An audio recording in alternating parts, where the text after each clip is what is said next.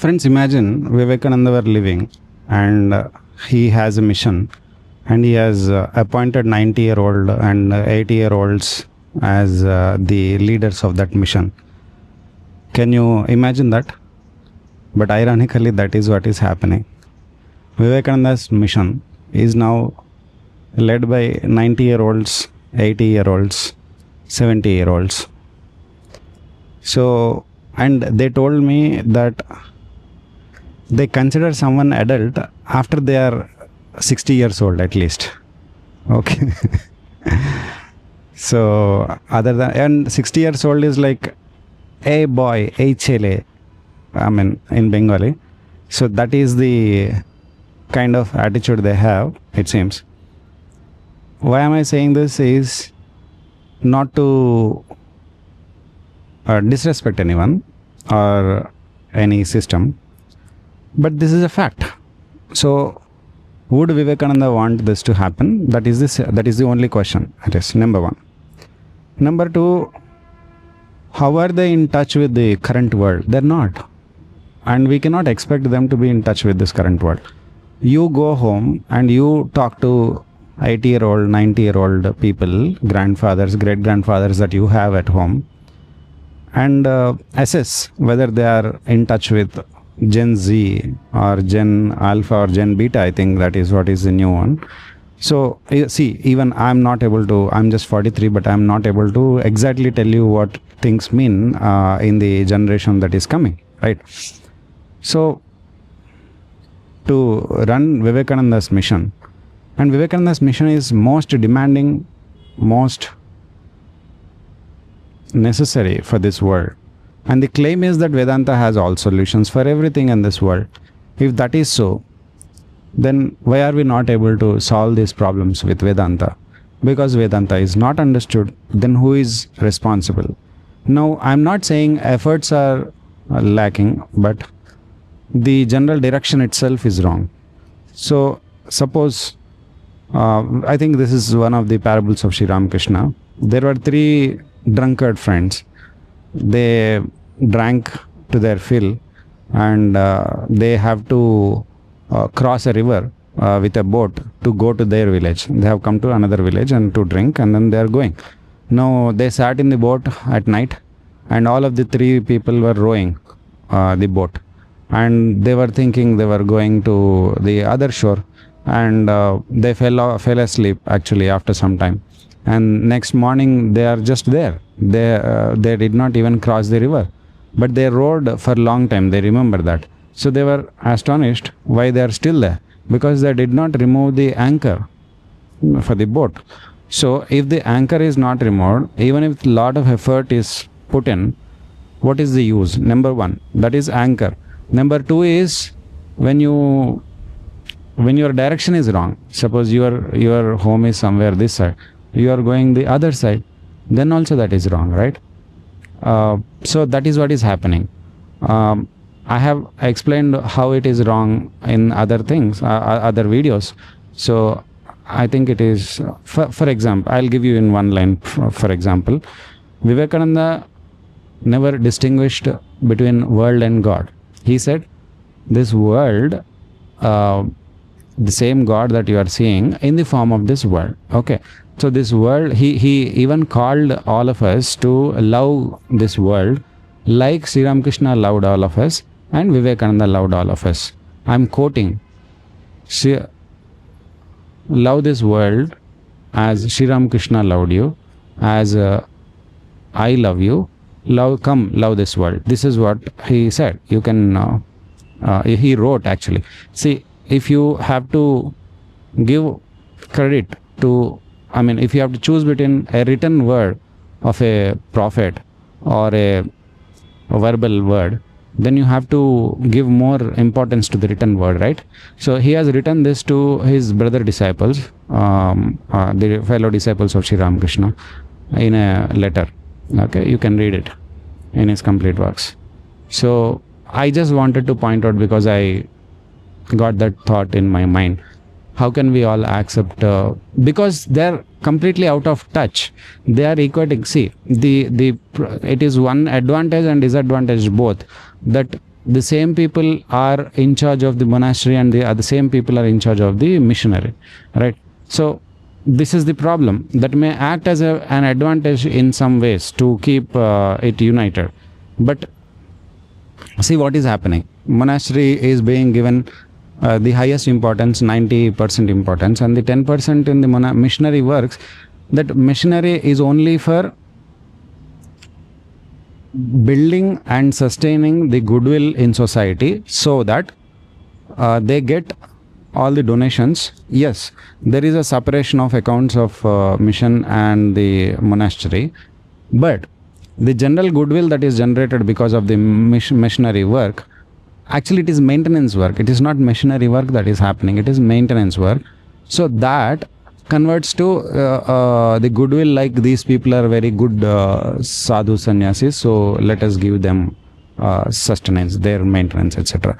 The Amul ice creams and quality ice creams they eat, and the all of that. I don't care what you eat, I don't care what you smoke. Yeah, there is plain tobacco smoking allowed here, and eating non-veg is like, okay, fine. Non-veg is like real non-veg. They can eat anything. I mean, we don't care as long as, see, this would never have even risen if what ought to be done is done, and then extra to that these things are happening. I don't care what a man eats, wears, or smokes, or drinks. I don't care as long as that man is in the right path. But if that man is not in the right path, and that whole resources in the name of Vivekananda, whatever resources have been gathered, are not put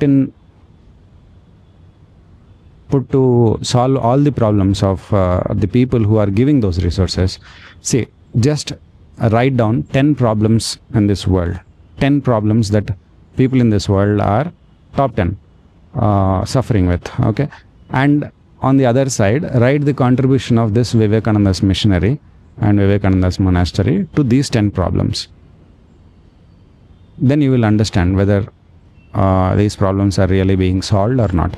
Vivekananda said, my children will come, they will solve all these problems like lions. This is exactly what he said, and he expected, and he lived and died for these ideas.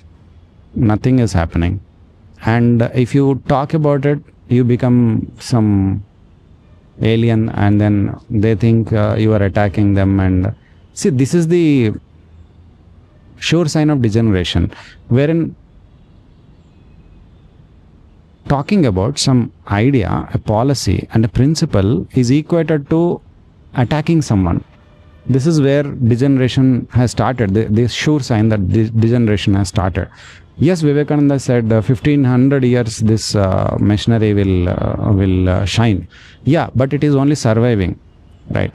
So these will be the phases. There will be different phases. This is one of the phases where people have to disagree with it. Ups and downs, everything will come. So this is it. So this is part of the natural process, Vivekananda said. So if Vivekananda said, people who bow down once to Sri Ramakrishna become made of pure gold, and if Vivekananda said, the day Sri Ramakrishna was born on this earth, the golden age has started, he didn't mean everything will happen mystically and you don't need to do anything. He said you need to plan, work accordingly, and then bring about that golden age. Maybe that you're all thinking that golden age is like graphics behind us, we are not able to see nothing. Don't be mystical at all. Even Brahmananda, like, I generally don't quote him less, because he's kind of a meditative person. His exact allegiance is not to real missionary work. But even he said, try always to explain things scientifically, and don't look at everything as a mystic thing or a miraculous thing, right? So we all need to bring about the golden age. There is a way wherein people are suffering with human relationships. What is Vivekananda's missionary's contribution to better human relationships? Okay, you will say, we have done something, we have started some classes in Vivekananda, human excellence, etc. I am talking about solution after which there is no problem that arises. So that it is not a final solution, right? We need to be able to, if you don't know, then work it out, right? We have to discuss about these things. We are not even allowed to discuss, then how will we all come to one conclusion? The assumption, I think, is that only the top 15 people, whoever they sit, these 90-year-olds and 80-year-olds, etc., they will decide the policy. The rest just have to implement it. This is the Chinese Communist Communist Party policy, right? China also works like that. So I'm not saying too much democracy is needed, but what I'm trying to say is ideas need to be discussed. And when somebody is genuinely talking about something that person genuinely feels out of the experience, when you go mingle with the society, you come to understand what the society's problems are. People are not able to find work because they are not able, for money and for their sustenance, general sustenance. And there is business interest versus family interest. There are so many problems, major, big problems, nuclear problem and wars and a lack of peace and, I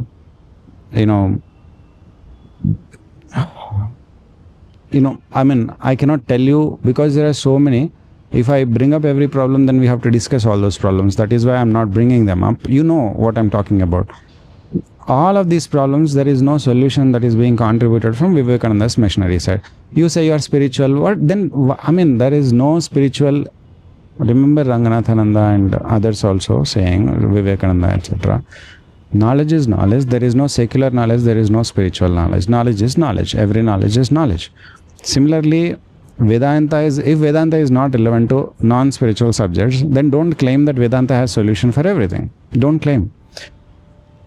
But Vivekananda, as he presented Vedanta, it is supposed to be practical Vedanta. What a practical Vedanta means is that it has solutions for all problems. Okay? Academically, you think something is spiritual and non-spiritual. Academically, you divide something as Karma Yoga, Raj Yoga, Gnana Yoga and Bhakti Yoga. But really, when you are living as an experience, you don't have all these compartments, right? You live. So when you live, every problem is a problem. Even if a spiritual giant like Brahmananda ji, if he gets pricked by a thorn, then that is a problem. That is going to stop him from enjoying spirituality, right? Then money, food and shelter and all these things. Injustice is a very, very big subject that Vedanta doesn't now seem to be caring about solving. We all need justice. Without justice, we cannot see what righteousness is. Without righteousness and justice, we cannot see what truth is. But we are trying to jump the gun and then we are trying to see truth or see righteousness, etc. No, that's not going to happen. That is the reason for all the failure that we are seeing. Anyway, I hope people talk. I hope people exchange like adults their ideas. And I hope people who disagree will agree to come sit face to face, live stream it, and then discuss not people but ideas and policies and principles, and then come to conclusions and sincerely accept what is superior and bring about everyone's welfare. Thereby our welfare is also part of it. Those people who take the name of Vivekananda and yet on the other hand say that I am more concerned about my mukti than everyone's welfare or everyone's mukti, they are just traitors.